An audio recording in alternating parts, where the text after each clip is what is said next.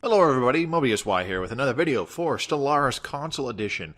Been a while since I've done one of these straight to YouTube kind of videos, but with things in my personal life kind of quieting down after many months of activity, I should be able to do some more of these, so I'm looking forward to doing that, and you should be expecting to see more videos beyond just my weekly Stellaris Console Edition streams coming out on my channel. So should be a lot of fun, and I'm hoping to continue growing the awareness for this game on console editions as well as grow the Stellaris Console Edition community.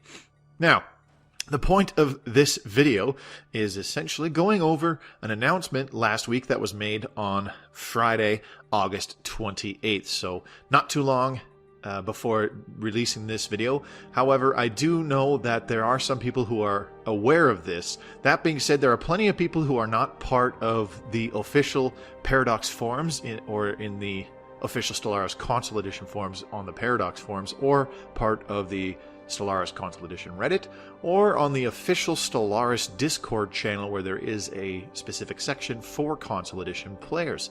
So there's plenty of people who simply watch on YouTube and are unaware of some of the news that is coming out. So those of you who do not frequent those areas and stay up to date with new information, this video is geared more towards you.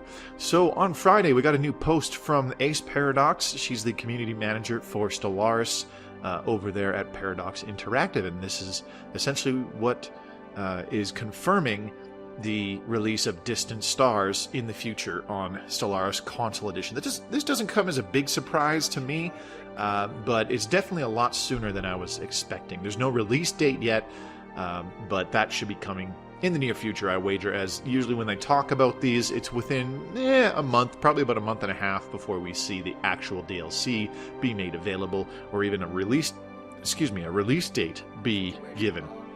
So the post reads, "Hello Console Edition fans, I'm AC, I'm the community manager for Stellaris PC and Stellaris Console Edition.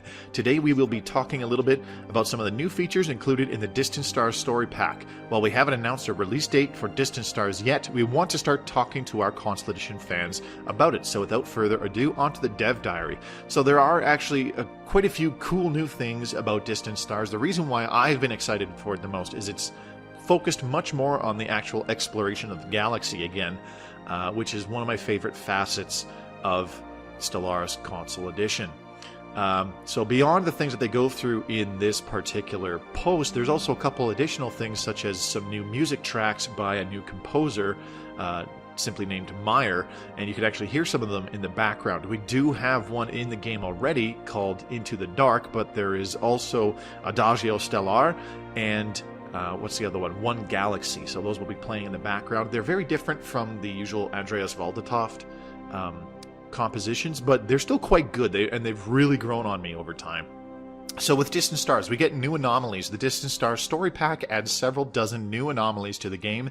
These range from simple discoveries to complex event chains with multiple outcomes, one of which may make you a new friend and or provide you with a very unique science experiment. Overall, Distant Stars story pack increases the anomaly count of the game by roughly 50%. So the amount of anomalies we already have, add another half of that amount into the game. That's quite a lot.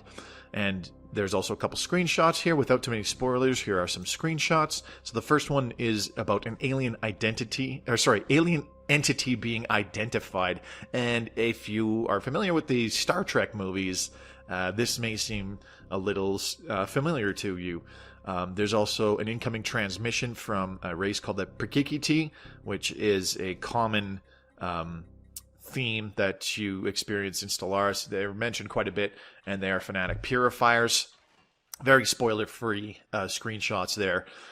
So Distant Stars also adds around 20 new unique systems to the galaxy, similar to Sanctuary or Zanam in the base game. Now, Sanctuary or Zanam, they are very rare systems, and it's always a treat when they do show up. Sanctuary is, of course, that ring world system that has a couple defense stations in the system protecting it, and there's a bunch of primitive civilizations in the ring system. And then Zanam is a kind of special planet, almost like a holy world, but it's being protected by some kind of defense AI with some ships that contact you as soon as you enter the system, saying that they will destroy you for impeding on their space. Most of these systems have unique encounters, event chains, or anomalies related to them, and some are actually several systems with a common background or event chain tying them together. Overall, though none of these systems are guaranteed to spawn in any individual game, every randomly generated galaxy should contain some new and potentially rewarding discoveries for your empire to make. And here's another screenshot of the old home base ore grinder, as it's dubbed, but it's basically the home base for the ancient mining drones, where you destroy their major mining complex and an asteroid gains a lot of minerals. There are also new the Leviathans. Last but not least, Distant Stars adds 3 new Leviathans to the galaxy. 2 of these Leviathans work in a similar way to existing ones, while one is altogether different from anything you will have seen before. So the 2 that are similar to existing ones are the Scavenger Bot and the Tiyanki Matriarch, while one that is completely different is the Void Spawn. And I'll simply leave it at that with their names. I don't want to spoil anything. As with previous Leviathans in the Leviathan story pack, these new Leviathans have curator dialogue and interactions related to them, which means that the Curator Enclave will appear in the galaxy if you have Distant Stars story pack, but do not own Leviathans. However, the traders and artisans do not spawn unless you have Leviathans. So, having the Curator Enclave added, if this is the only DLC you have, the Curators are quite useful, and having them in your game can be very helpful to progressing your empire, especially if you don't have the Leviathans installed. And there's a couple screenshots here. The first one is about encountering the Scavenger Bot for the first time, and the second one is an actual screenshot of the Scavenger on an ancient battlefield. So that's all for this week. Stay tuned for next week when we talk about the L cluster. So this will be a few days after this particular video is made public that another dev diary will be out discussing the L cluster. So this is some pretty exciting news. I kind of expected this to happen, but not really this soon. And this is the most anticipated DLC for me personally, as I love the additions that are going to be made to space exploration with 50% additional new anomalies. It's really exciting, and I hope those of you who are familiar with Distant Stars or simply would like to have some new stuff injected into Stellaris Console Edition are also excited for it as well. So that's going to be it for this video. Very short, very sweet compared to my normal videos, I will say.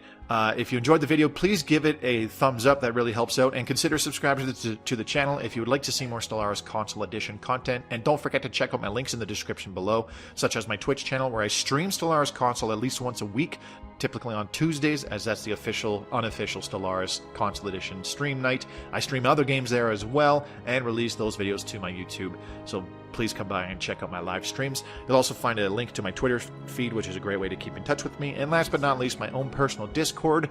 We have our own small community of Stellaris Console Edition players there, so feel free to jump in there if you don't really want to deal with a massive community like on the official Stellaris Discord, where there is just a huge amount of people. If you'd like a much smaller kind of community that is less active and you can interact with people more personally, feel free to join there. It's not mandatory, but I highly recommend it. And that's going to be it for now. Thanks very much for watching. This is Mobius Wise signing out. We'll see you again real soon.